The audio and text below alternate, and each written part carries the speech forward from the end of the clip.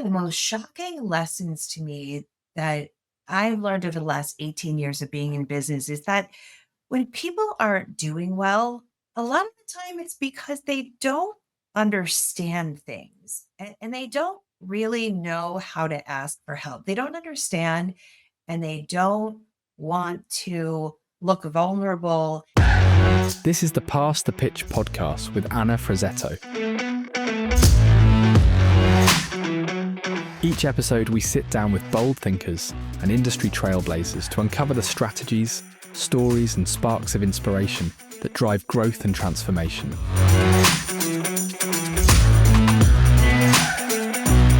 Let's get started. Well, hello, everyone. I am super excited today because I get to spend a little bit of time with my new friend, Sue Logan.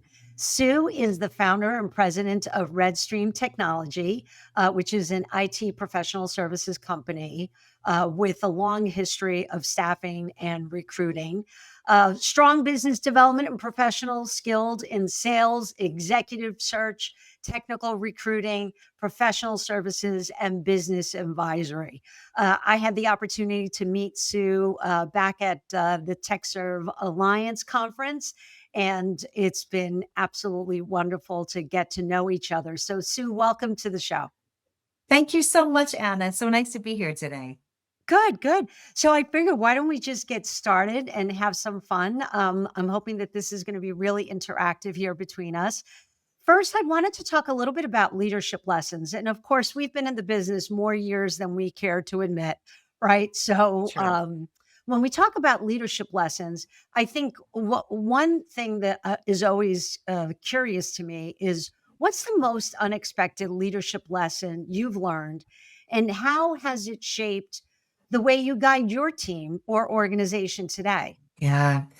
Well, when I started Redstream Technology, I had actually never managed people before, so it was like a crash course in hiring, training recruiters, something I had actually never done before.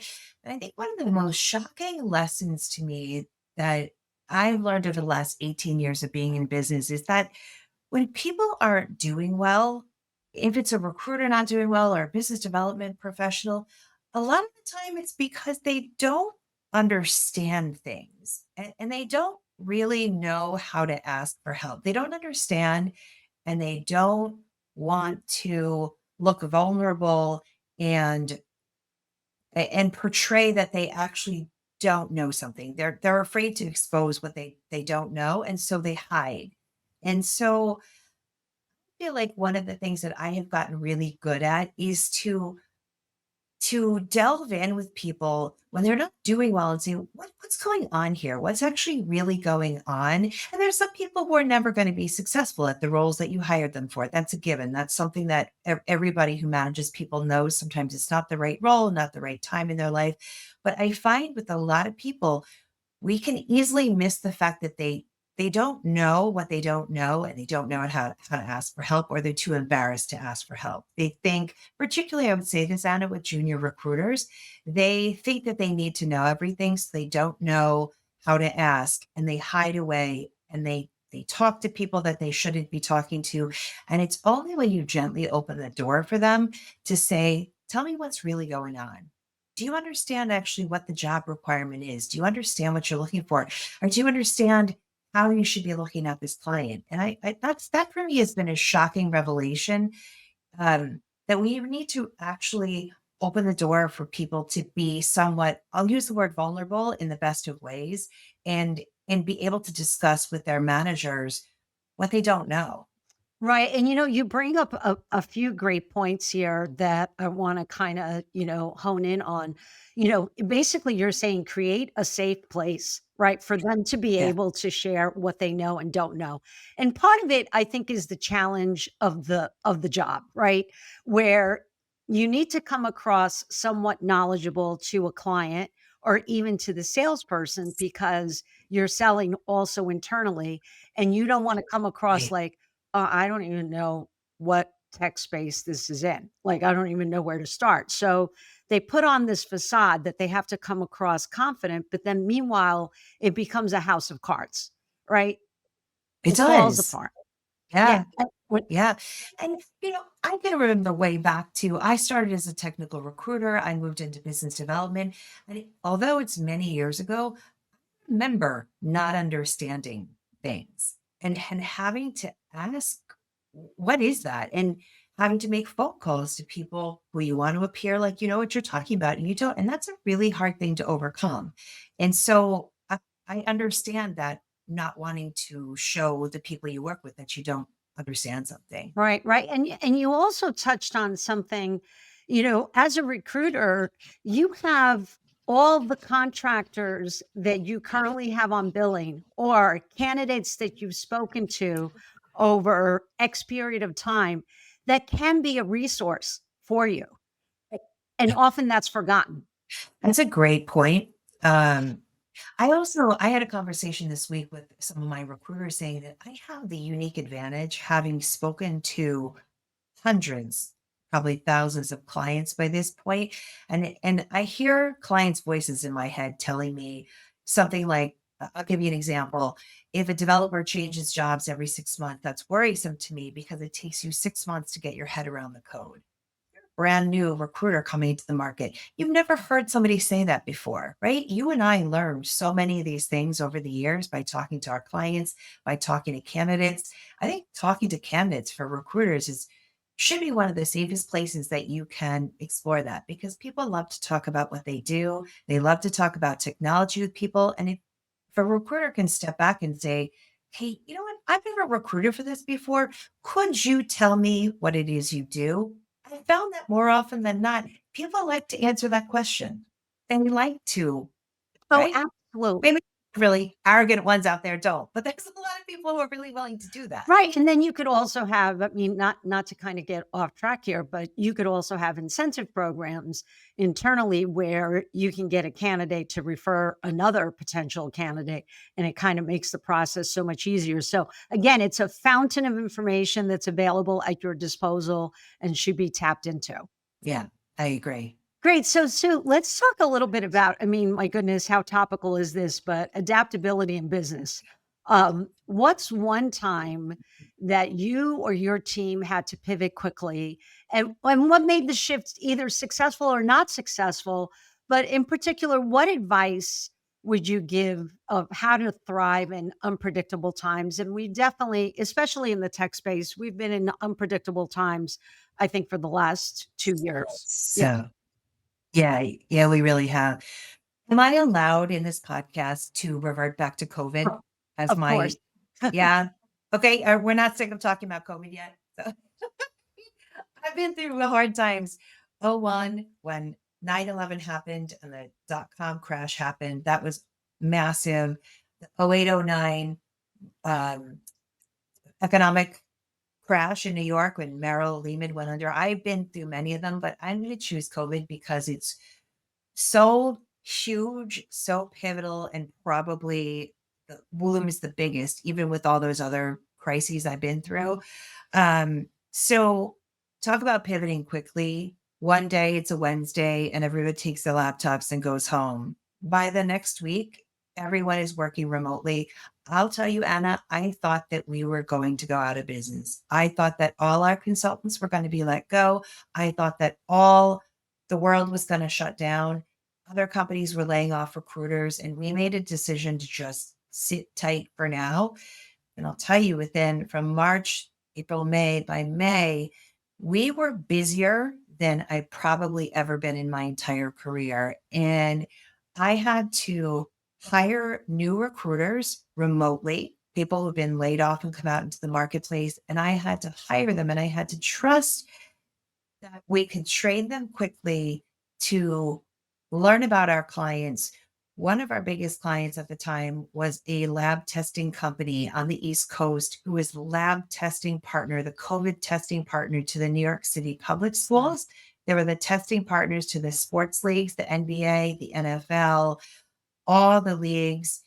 We had an unbelievable pivot to recruit for them for all kinds of things we've never recruited for. You can imagine that their help desk was bombarded with calls, got labs calling it, physicians, the labs, um, the sports leagues calling in to get results for people, access issues to, any kind of access to those systems would delay people going to school or work or playing in a game, any of those things.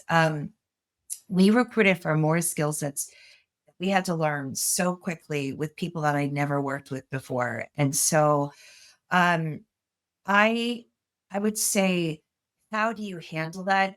I had to learn to dial back my panic and to sit down and think, how do I problem solve here? It did me no good to wake up panicked. And I think I probably woke up panicked for most days for in a 6 month stretch than I ever have before since in my career. But learning to sit down, dial back the panic and problem solve. Do we need to ask people to work on the weekend and pay them overtime, right? Our recruiting team, because we really needed to find people for our clients. Do we swap people out, give somebody comp time here to take a day off? Do we come together, ship everybody some wine or beer and have a virtual happy hour to laugh hard together because it's been so rough? But I really learned then how to dial back and sit in some quiet space and learn to problem solve rather than just suffer from panic. Right, and I love the way you say that, dial back the panic, because I do think Yeah. that the entire world was in a state of Yeah. panic. And as a leader, being a leader is easy when all things are going great, right? Like every leader is a rock star, Yes. like, oh yeah, I'm the best leader Right? ever, right? Because everything is going great. But when during trying times is really when you test yourself as to how you're going to Yes. project yourself to your team. Because if the team starts seeing panic in you, Right? it's all over. It's over. The last 2 years have been a lot that the market's been extremely rough the last 2 years. You can make decisions out of panic that are really poor for your long-term business. We had many times over the last 2 years where we had too much recruiting and not enough jobs. And I knew that if I cut people, all that was going to happen when the market ramped back up is I was going to need to invest in new recruiters to learn who our clients are, to learn the kind of recruiting we do, to learn the roles, the people, the companies. And so we rode through a lot of this last 2 years, not making knee jerk decisions. Yet again, I learned in COVID not to make knee jerk financial decisions. And I think it served me well. Yeah, and that's the key. I think that's a valuable lesson for anybody listening. Who knows, and God forbid, but who knows what the next COVID is going to be for us. But we will have to navigate through tough waters again at some point in time. Yeah. Yeah, we will. It's inevitable. I know. Okay, so let's talk a little bit about personal branding and authenticity, which I think controlling your panic has a lot to do with authenticity. But how do you balance staying authentic while building your personal or organizational brand? What's one thing you think people get wrong about this?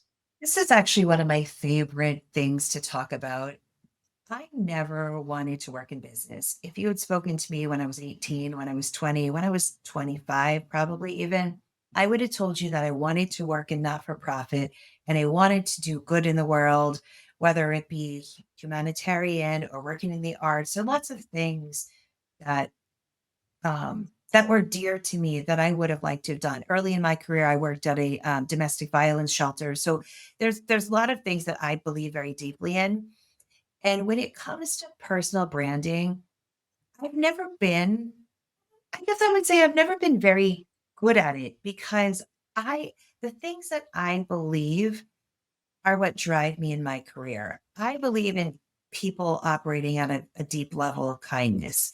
I believe in people doing good day to day. And one of the things that I love about having fallen into this job, this career, is it gives you a chance to be pivotal in people's lives by working with people to help them find their next opportunity and working for me because I've spent most of my career on the client side working with their clients to help make them really successful in what they do by finding them the right people. But for me is all about the personal relationship. The only reason that this job and this role in business has worked so well for me is that I really like people and I like to hang out with people. And I like to talk to them about their birthday plans. I'm a big birthday fan. So if you know me and I know your birthday, you're going to hear from me every year on my birthday. I have people who will 20 some years, they're like, how do you still know? Like, cause I handwrite it in my calendar every year. I'm a big birthday fan, but I want to talk to people about what they do outside of work. I just got off a call right before this with a client of mine who creates bonsai trees. Like, I love that about him. Right? He creates bonsai trees. How cool is that? But if you are not authentic in your relationships in this job with what you and I have done for our careers, you cannot be successful. And I think that the people who get it wrong are the people who care too much about what's going on in their social media or what they convey in their social media, but don't really live that day to day authenticity. That's where people go wrong. And maybe it's place that I come from being this of this generation, but I think that authenticity really comes from being who you are in and that for me, I think if you talk to any of my clients, they would tell you that my personal brand is that I actually really, really, really care about them and their lives and what goes on with them.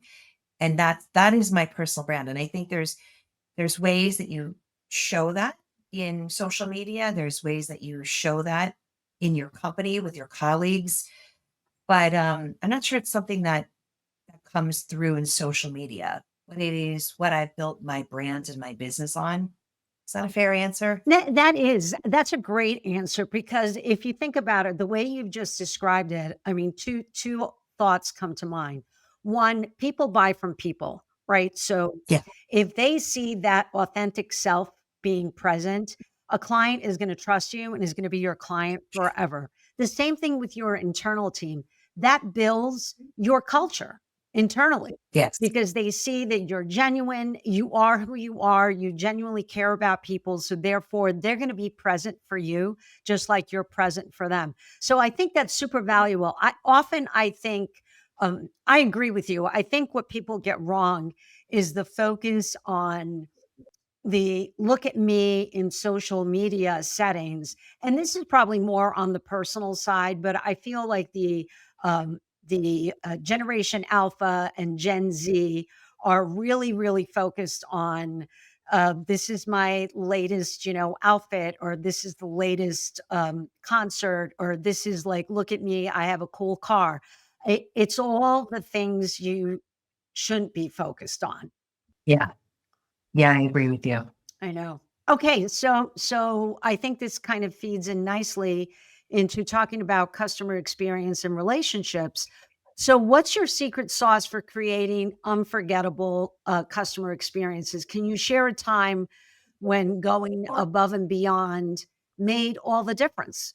The thing that makes me and us here at Redstream unique is that we really listen. So um I have I have a very favorite client who I got to know her first in sort of a VMS setting where I had to work on her requirements. They were sent to me by a vendor manager at the large firm that she worked at.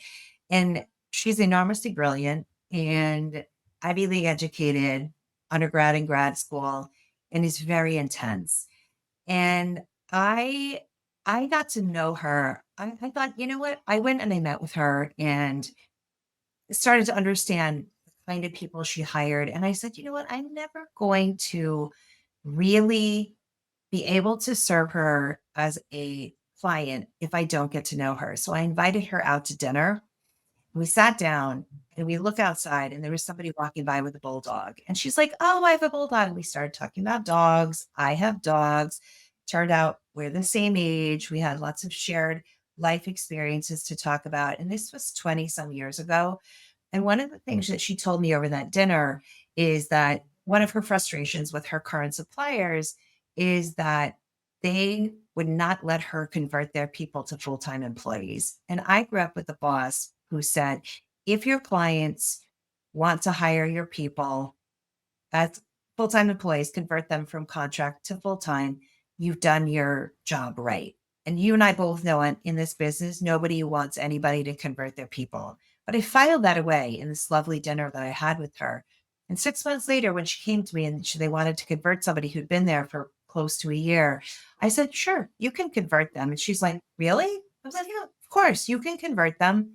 There is no fee. We're past the time of the fee. You can convert the person. And I used my old boss's line. I said, if you want to convert my person, you did, it means I did something right.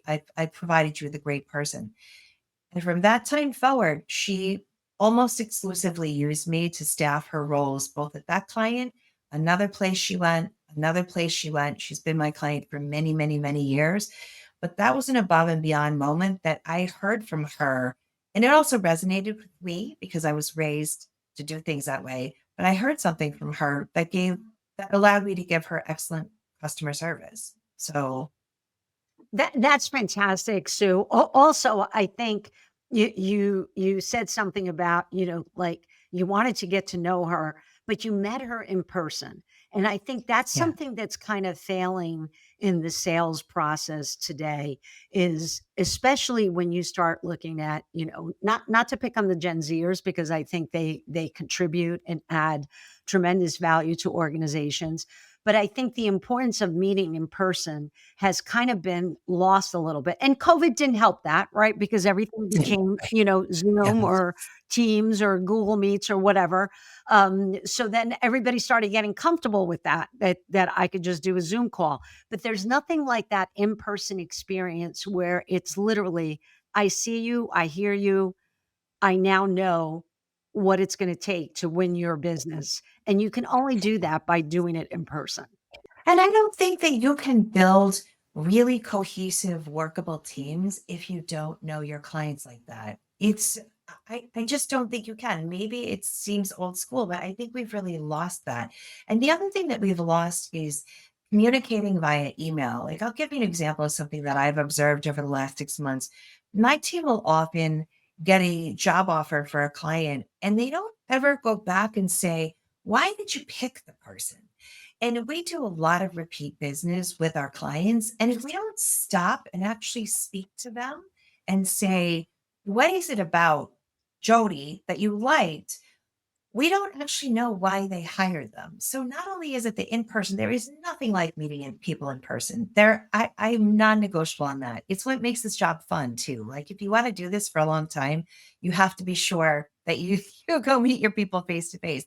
But secondarily, if you're not really talking to people on the days that like that you're not out seeing them. But if you're not having a conversation like this, maybe on Zoom or Teams, and saying to them, what was it you liked about my person? Or what didn't you like? Because people are going to say things to you. They're not going to write in an email. And I'm not talking about inappropriate. I'm talking about subtle things that you need to know about the interview process, or that person, or something they said on the interview that was winning, that they said, I loved her because she gave me an example of how she project managed this really difficult project. And she was able to give concrete examples. Like, if you don't actually speak to your clients on the outtake of working on a job, and you just say, oh, thank you for that job offer, you're not going to know next time you go to recruit for them what it is that you actually even did right.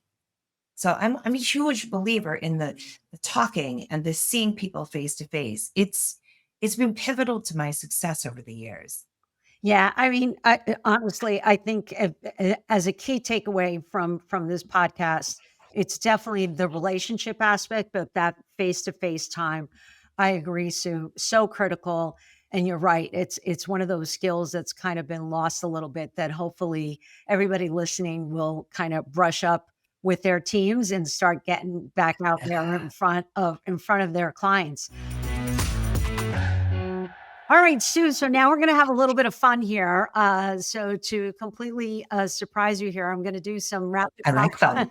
some, some rapid fire questions, and just answer whatever comes to your mind.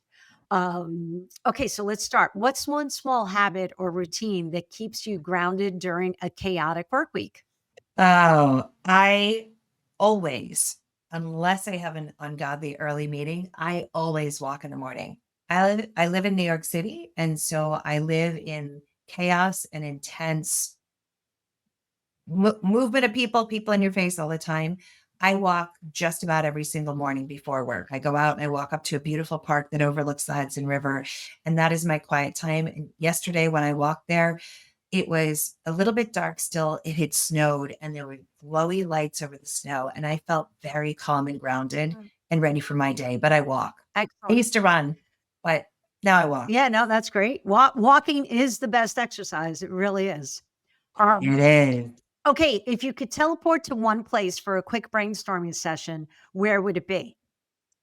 Oh, someplace that I am headed in March, St. John, US Virgin Islands. Oh, I love Beautiful. that. Oh, I love the beach. oh my goodness. Any beach, but particular St. John. That would be my go-to. Oh my God, that's great. So I had a guest recently, a few weeks ago that said New York City.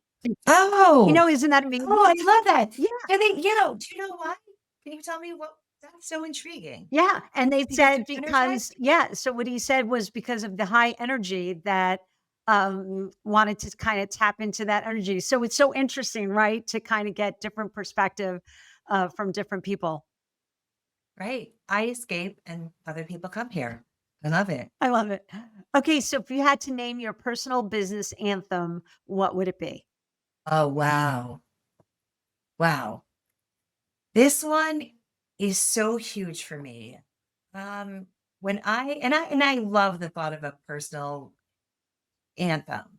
So my anthem is when I right before I started Redstream, it was a very difficult decision to leave a job I've been successful at and really rip apart my life. Right. Anybody who's ever done it, when you leave a job and you leave, you go out on a high note and you choose to isolate yourself with sitting in your apartment, making cold calls with nobody around you. It is a daunting decision.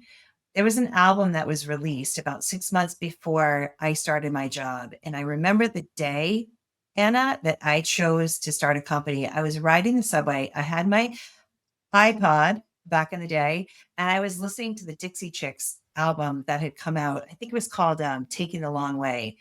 And they're now the Chicks, not the Dixie Chicks anymore. But they have a song called Taking the Long Way Around. And she belts at one point near the end of the song. I never seem to do it like anybody else. And I'm like, it's me. That is me. I could go on doing the same thing over and over again here. I'm really successful. Or I just never seem to do it like anybody else. I'm going to do it my way. And that was the day that I decided to launch a company. And that's my absolute personal anthem. Oh, what a great story. That's wonderful. I love that. What Yeah. a great connection. Okay, so what's the quirkiest productivity hack you swear by? I am people will be mortified by this, electronic people. I have a hard copy calendar and it is a day minder and it is the same day minder that I've had, the same calendar. And I don't know if you can see it, but I write people's birthdays in red. So everybody that I write, but this is why it's a personal quirky productivity hack is I like to, when I'm on the phone with the client in real time, not have to pull up my calendar and look and see the space in between my meetings to think, can I commute to that meeting downtown in enough time? So, my personal productivity hack is this old school day minder in which I can look at it when I'm moving in work speed, talking to a client who's saying, can you come see me at 10:30 in the morning next Friday? And I want to be able to look at it quickly. Wacky, so weird. Yeah. And I do use an electronic calendar too. Thank you very much. Right. Oh, that's great. That's great. Okay, so I'm not going to tell you that I have one of those giant calendars sitting on my desk. Mine does. I Nice. would pick it up Do you if I write? could, but I'll tell you, Mhm. I love being able to look at them on all at once. It turned into an argument with my husband. He's like, I don't understand it. Like you have an online calendar. I'm like, trust me, I get it. That $10 that you spend every year for that new one, don't you love it? You're like, I got a new one. I know. I You know. know, And you get to fill in like all the key important, dates and I things. love it with pencil so you can erase I it. Mhm. absolutely, Right. absolutely. Okay, so describe your leadership style in 3 emojis and explain them. Oh, wow. I dislike emojis so much. You know why? I I have a 16-year-old and I think I'm not sure what emojis are what. And I'm not like 80 something, but emojis stress me out enormously. So, you know what emoji I love and I use all the time is particularly by the time it's 5 o'clock on Friday, is the laughing, the one with tears streaming, 100%. That is my core ridiculous because there's a lot of very funny things to laugh about in this job. Um, I don't know if I can come up with three. The eye rolling emoji for sure, because people do really, really neurotic and insane things in this business, like not no showing for interviews, everything that you've ever seen and done. The eye rolling emoji is huge. And I'm really sure these have to do with my leadership style. Definitely the hilarity by 5 o'clock on Friday is. And I don't think I have a third one because I'm not sure that I use them right. Oh my god, that's great, that's great. I had a guest on that actually, has color-coded hearts for each person, and so, like, for example, if the person has Oh, green eyes, she uses a green heart. I'm like, "That is so much thought that's gone into it." Like, I don't think I'm that creative. no, no.